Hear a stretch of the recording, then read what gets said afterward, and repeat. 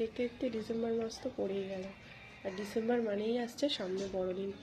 আজ থেকেই আমি বড়দিনের জন্য প্রস্তুতি নেওয়া শুরু করলাম। বড়দিনের উৎসব যেহেতু যীশুখ্রিস্টের জন্মদিন হিসাবে পালন করা হয়, সেক্ষেত্রে সেই শাস্ত্র অনুসারে আমি এখানে একটি সাদা কাপড়ে জড়ানো একটি যীশুখ্রিস্টের মূর্তি বানানোর চেষ্টা করলাম।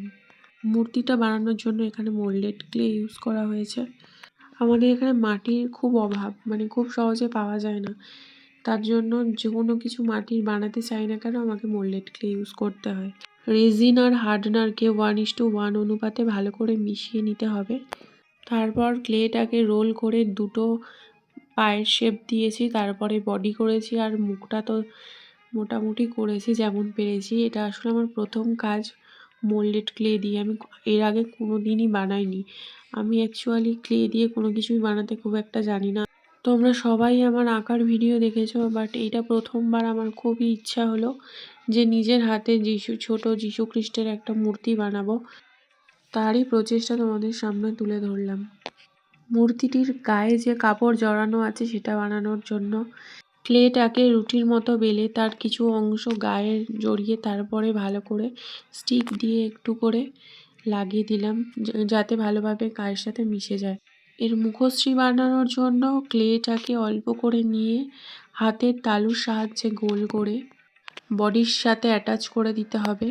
বাইরে থেকে একটু ক্লে নিয়ে নাক শেপ করে নাকের জায়গাটায় বসিয়ে দিতে হবে।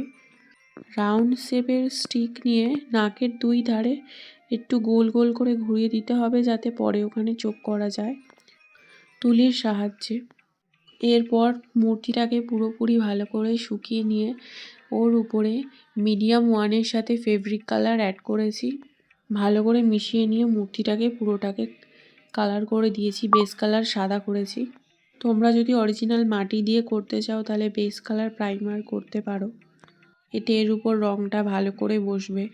যে কোনো কিছুতেই কোনো কিছু কালার করার আগে বেস কালার সাদা করলে রঙটা খুব ভালো, কারণ আমাদের শাস্ত্রে বলা আছে যাবপাত্রে শিশুটিকে একটি সাদা কাপড়ে জড়ানো অবস্থায় দেখতে পাওয়া যায়।